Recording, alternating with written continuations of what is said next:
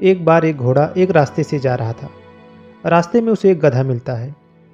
गधा घोड़े को देखकर घोड़े से कहता है कि कौवा सफ़ेद होता है। घोड़ा उस गधे को समझाते हुए कहता है कि कौवा सफ़ेद नहीं बल्कि काला होता है। लेकिन गधा उसकी बात को झुठलाते हुए फिर से कहता है कि कौवा सफ़ेद होता है। घोड़ा फिर से उसे समझाते हुए कहता है कि कौवा सफ़ेद नहीं बल्कि काला होता है। लेकिन गधा फिर से घोड़े की तरफ देखकर बोलता है कि कौवा जो है वो सफ़ेद ही होता है। अब दोनों में बहस हो जाती है। गधा बार बार घोड़े से कह रहा था कि कौवा सफ़ेद होता है और घोड़ा बार बार उसे समझा रहा था कि कौवा सफ़ेद नहीं बल्कि काला होता है। लेकिन गधा यह बात मानने को तैयार नहीं था और बार बार बोल रहा था कि कौवा सफ़ेद ही होता है। थोड़ी देर बाद घोड़े ने गधे से कहा कि ठीक है, इसका फैसला अब जंगल के राजा ही करेंगे। एक काम करते हैं, हम दोनों शेर के पास जाते हैं और उनसे पूछ लेते हैं कि कौवा सफ़ेद होता है या काला। तो दोनों मिलकर जंगल के राजा शेर के पास जाते हैं।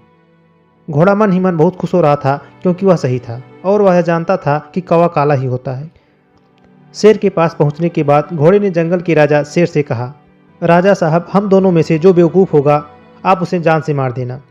यह सुनने के बाद शेर कहता है ठीक है, लेकिन पहले बात क्या है यह तो बताओ।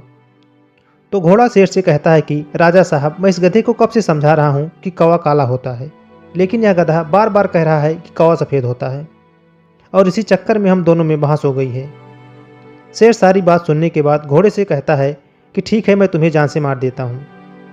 तभी घोड़ा डरते हुए कहता है, क्या हुआ राजा साहब, मैं तो सही बोल रहा था। तभी शेर कहता है कि बेवकूफ़ तो तुम थे जो एक गधे से बहस कर रहे थे। जब तुम्हें पता है कि वह गधा है तो तुम उसके साथ बहस क्यों कर रहे थे? उसे हाँ बोलकर वहाँ से जा सकते थे। दोस्तों, इस कहानी से हमें बहुत बड़ी सीख मिलती है और वह यह है कि हमें भी हमारी ज़िंदगी में रोज़ गधे जैसे लोग मिलते रहते हैं। हमें अपना कीमती समय उन पर वेस्ट नहीं करना चाहिए। अगर आप उनसे बहस करने में लग जाओगे तो आपका ही नुकसान होगा। तो दोस्तों, ये छोटी सी कहानी आपको कैसी लगी नीचे कमेंट बॉक्स में जाकर अपना कीमती कमेंट हमें लिखकर ज़रूर भेजें।